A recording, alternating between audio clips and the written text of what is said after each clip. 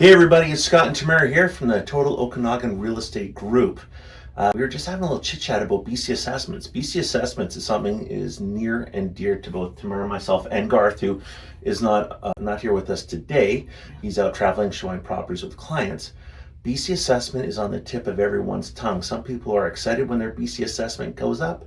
Some people aren't as excited. So what we're here to share with you is Tamara's personal experience on how she took the opportunity to challenge her BC assessment, what it looked like, and how it monetarily represented a reduction in her property taxes. So Tamara, please share your experience. I haven't gone through it yet. Thank you. But we want to make sure that people are aware the deadline is coming soon. Yes. So in 2024, I received my property assessment. And I had a look at the value. So the value, and I'm happy to share, on my property, it was $1,266,000. As a realtor, I knew the value, the true market value, would be closer to just over $1 million, or just under 1.1. So I went through the appeal process, and my suggestion to BC Appeal when I got my notice, my hearing, was $1,076,000. So I requested the reduction. I sat with the appeal board on the phone. There were 6 assessors, and they went through the data that I sent. So I took comparable listings from the time that the assessed value was taken. So the data that I took was from March to the end of June of the previous year. The assessors sit down around July of the previous year and come up with the values. So with those values, they came back, they ended up adjusting my value down, which was a $62,000 reduction, and that in equation to property tax value reduced my value by $163. So the $163 savings may not seem significant, but it does make a difference, and that's also a base for City of Kelowna to establish your next property tax value. So if you're going to go through the process, this year, we've just looked up the 2026 deadline for your notice of complaint. That's your initial appeal, is Monday, February 2nd. They've extended that from January 31st because that fell on a weekend. So if you miss that, your next step for your property assessment appeal board deadline is April 30th, 2026. And if you need any help with comparables, please reach out to Scott, Garth, or myself, and we're happy to send over any information that you need.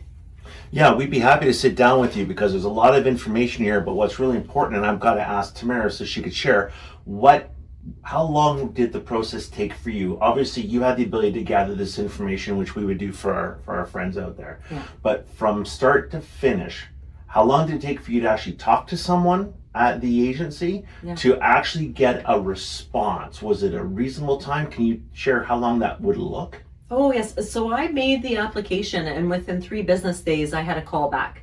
After the 3 business days, they set up a date for my hearing, and that hearing happened within 2 weeks of the time that I made the application. So it was, in my opinion, fairly efficient. Well, and that form was only 1 page, correct? Correct. That application form. Yeah. You can easily Google it, but for whatever reason, if you're just kind of getting data, give us a call. Let us put the package together for you. Yes. You might as well use one of your trusted advisors, myself, Garth, Tamara. Oh my goodness. I'm glad he's not here. But that's what happens when you're almost doing live, but we don't do outtakes.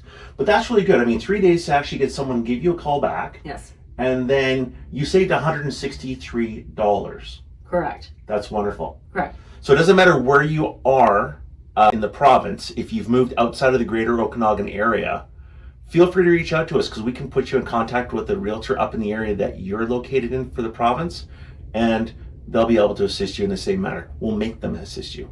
Non-negotiable. Yes. Perfect. Excellent. And I think maybe just as a final wrap up, just to dispel any myths or concerns, I think many people are worried about their assessed value being reduced because it might affect market value. So the 2 values are independent of each other. We use assessed values as a benchmark to see, if market value is, within reason. But truly market value is a complete separate entity to your assessed value. So I wouldn't worry about that if it's reduced. It's not going to affect your ability to sell and what the price might be for your true market value.